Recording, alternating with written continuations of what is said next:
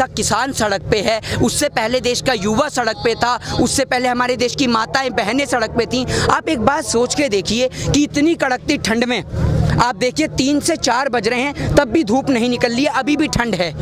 एक और आप देखिए कि किसी को पॉल्यूशन से, दिवाली के बम पटाखों से नुकसान हो जाता है कि दिल्ली में बम पटाखे बैन कर देते हैं। तो आप सोच के देखिए, देश का किसान यहाँ पर आया हुआ है, जब आप कह रहे हैं देश में ठंड है तो किसान यहाँ कैसे बैठा लेकिन होगा? आज प्रधानमंत्री ने एग्रीकल्चर पे काफ़ी देर बात करी, उन्होंने इस कानून की अच्छाइयाँ बताई, लेकिन उनकी बातों से नहीं लगा कि इस कानून को वो वापस लेंगे या कुछ करेंगे इसके। प्रधानमंत्री जी देखिए, प्रधानमंत्री जी बहुत अलग सोच के व्यक्ति हैं, बहुत पढ़े लिखे महावैज्ञानिक हैं। ये ऐसा व्यक्ति है कि अगर ये सैनिकों के बीच में जाएगा तो वहाँ जाके कह देगा मैं सैनिक बनना चाहता था, डॉक्टर के बीच में जाएगा तो वहाँ जाके कह देगा भाइयों और बहनों मैं डॉक्टर बनना चाहता था, वैज्ञानिक के बीच में जाएगा तो कहेगा मैं वैज्ञानिक बनना चाहता था।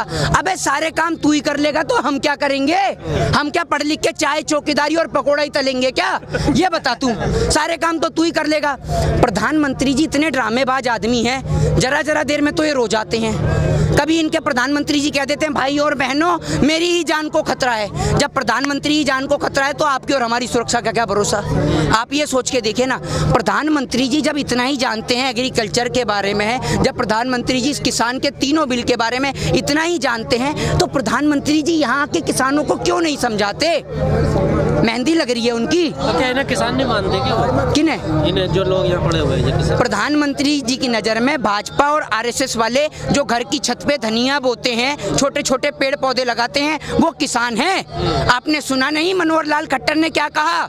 ये किसान नहीं खालिस्तानी है। इस देश के अंदर हम हिंदू हैं तो हम कम्युनिस्ट हैं, आप मुस्लिम हैं तो आप इस देश के अंदर आतंकवादी हैं, ये किसान है तो ये खालिस्तानी है। और मनोज तिवारी जी तो कह रहे हैं इसके अंदर टुकड़े टुकड़े गैंग का हाथ है। वो तो इतने पढ़े लिखे और समझदार आदमी है, एक अंडे के पीछे छीछा लदर कर देते हैं, एक महिला शिक्षिका का अपमान कर देते हैं। वो नाचने गाने वाला मनोज तिवारी उर्फ रिंकिया के पापा वो आज बता रहा है, जिसको भारतीय जनता पार्टी खुद ही नहीं पूछ रही है, वो देश के किसानों को समझा रहा है। लेकिन मुझे बताइए, सरकार संशोधन के लिए तैयार हो गई है, लेकिन अब किसान नेता मना कर रहे हैं। एक बात मुझे बताइए, आप ये बताइए मुझे, पहली बात तो सरकार यूं कहती है कि इस बिल में कोई कमी नहीं थी।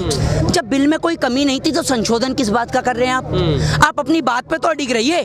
जब कोई कमी थी तभी तो संशोधन कर रहे हैं, समझ रहे हैं ना आप बात को? तो इसीलिए संशोधन किया जा रहा है। लेकिन संशोधन नहीं, ये पूरा बिल ही गलत है, ये पूरा प्रस्ताव ही गलत है, पूरा कानून ही गलत है। जब सरकार कह रही है कि हम 99.9% इसमें संशोधन कर देंगे, तो 1% इस बिल को हटाया क्यों नहीं जाता है? 6 दौर की बातचीत हुई है सरकार से किसान नेताओं की, वो किस चीज को लेकर बात? वो सिर्फ टाइम पास है। मैं आपसे पहले भी ये बात बोल चुका हूँ कि बंद कमरे के अंदर समझौते होते हैं, न्याय नहीं। न्याय हमेशा खुले में होता है, सबके सामने होता है। किसान नेता समझौता करने गए थे। देखिए, किसान नेता समझौता नहीं करने गए थे, किसान नेता तो अपनी बात को रखने गए थे। अब आप ये देखिए, किसान वहाँ पर चाय नहीं पीता, नाश्ता नहीं करता, तो मीडिया इसी को कह लेती है कि किसान ने वहाँ चाय नहीं पी। अबे वो तुम्हारा चाय नाश्ता है क्या पानी पीने गया है? यहाँ देश का किसान अपना घर, अपनी संपत्ति, अपने बच्चों को छोड़कर यहाँ बैठा हुआ है, सिर्फ देश के लिए, अपनी इस भारत माँ की भूमि के खातिर, क्योंकि ये इसका हक और अधिकार है। और ये किसान कभी भी अंबानी और अडानी के हाथ का गुलाम नहीं बनेगा। हम देश के किसानों को मरना मंजूर है, लेकिन गुलामी पसंद नहीं। हम अपने ही खेत के अंदर मजदूर नहीं बनना चाहते, हम किसी सरकार का पिठलगू नहीं बनना चाहते, हम चमचे नहीं है किसी सरकार के। जो सरकार देश के किसानों के लिए गलत नीति लेके आएगी, गलत कानून लेके आएगी, गलत नियम लेके आएगी, उस सरकार का हम लोग खुले हक से विरोध करेंगे। और अगर इसके लिए अगर हमें मरना भी पड़े तो ये तो बहुत सौभाग्य की बात है कि अपने देश के खातिर, अपनी भारत माँ के खातिर पहले गोरे अंग्रेजों से लड़े, अब उनकी नाजायज औलादों से लड़ रहे हैं। तो इससे बड़ी बात क्या होगी गौरव की? कर दिया है नया ड्रामा।